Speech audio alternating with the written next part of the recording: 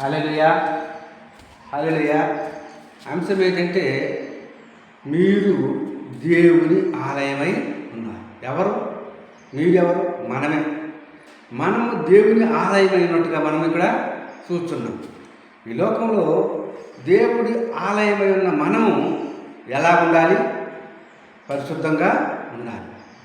దేవుడి నామాన్ని ఘనపరిచేవారిగా ఉండాలి. దేవుడి నామాన్ని మహిమపరిచేవారిగా ఉండాలి. అంతేకాని దేవుడి నామాన్ని అవమానం తెచ్చే పనులు మనం ఎన్నడూ కూడా చేయకూడదు. దేవునికి స్తోత్రం. 1 కొరింథీ 3:17 ఏం రాయబడిందంటే, కాగా ఎవడైనా దేవుని ఆలయం ఉన్నారని దేవుని ఆలయం పాడు చేసిన ఎలా దేవుని వారిని పాడు చేయని రాయబట్టుగా చూస్తున్నాము. దేవుని ఆలయం, ఈ ఆలయాన్ని ఎవరైనా పాడు చేసినట్టు దేవుడు వారిని పాడు చేస్తారు. కనుక మీరే దేవుని ఆలయమై ఉన్నారు. ఈ లోకంలో ఎవరయ్యా దేవుని ఆలయం అంటే మనమే దేవుని ఆలయమై ఉన్నాం. ఎక్కడ దేవాలయంలో అయిన మనము ఆయన పరిశుద్ధుడు కనుక మనం కూడా ఈ లోకంలో పరిశుద్ధంగా జీవించినట్టయితే ఈ ఆలయంలో ఆయన ఉంటాడు. ఈ యొక్క దేహంతో మనం ఏ చెడు కార్యం చేసినప్పటికీ కూడా ఈ దేవుడు ఆలయంలో దేవుడు ఉండడు, వెళ్ళిపోతాడు. దేవునికి స్తోత్రం.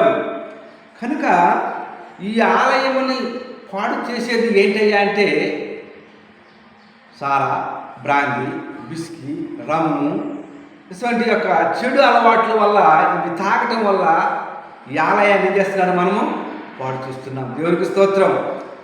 కనుక ఈ ఆలయాన్ని ఎప్పుడైతే పాడు చేస్తున్నామో దేవుడు వారిని పాడించినట్టుగా మనం ఇక్కడ చూస్తున్నాం. దేవునికి స్తోత్రం. ఆయనను గూర్చి హెజ్కేలు గ్రంథము 43వ అధ్యాయం 12వ వచనంలో ఆయన మందిరంలో గూర్చి అనగా పర్వతం మీద దాని మీద చెప్పబడిన స్థలములో ఆరాధించుటకు పరిశుద్ధమును మందిరమును గూర్చిన వినినదియే. దేవుని యొక్క పరిశుద్ధ మందిరము ఆ యొక్క ఆరాధించడానికి వారు వెళ్ళినట్టుగా మనము చూస్తున్నాం. ఈ ఆలయం వెళ్ళిన వారు ఎలా ఉండాలంటే పరిశుద్ధంగా జీవించాలి. ఇక్కడ 1 కొరింథీ 6:18 చూసినట్టయితే జారత్వమునకు దూరముగా పారిపోవుడు. మనుషులు చేయు ప్రతి పాపమును దేహమునకు వెలుపడ చేయుచున్నది కానీ జారత్వమును తన సొంత శరీరమును హానికరముగా చేయుచున్నాడు.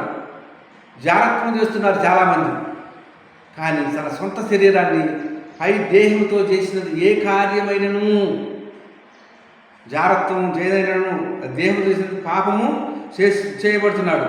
తన సొంత శరీరమును హానికరముగా పాపం చేస్తున్నాడు.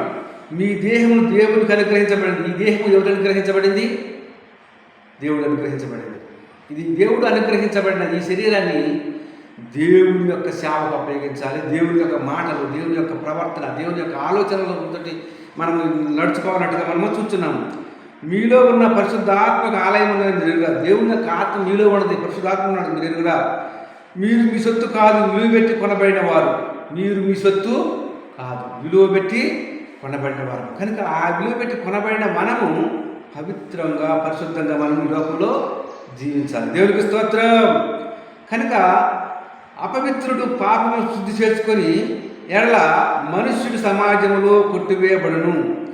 వాడు యెహోవాను పరిశుద్ధ స్థలములో అపవిత్రపరచను కనుక పాప పరిహారం పవిత్రంగా చెల్లించాలి. దేవునికి స్తోత్రం. ఈ లోకంలో పాప పరిహారంగా పాత నిబంధన గ్రంథంలో పాప పరిహారంగా 2 గువ్వలు, గొర్రె పొట్టేళ్ళు, ఎద్దులు యొక్క అమ్మి ఆ యొక్క పాప పరిహారంగా వాటిని చెల్లించేవారు. వాటి కొరకు అలాగా పాప పరిహారంగా చెల్లించినట్టుగా చూస్తున్నాం.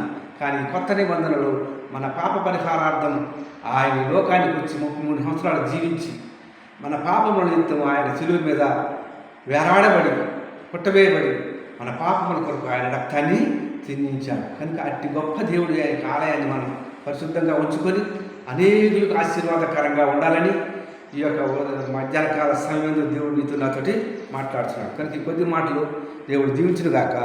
ఆమెన్. క్రిస్టాఫర్ 810 ఛానల్ సబ్స్క్రైబ్ చేసిందని కోరుతున్నాను. ఆమెన్.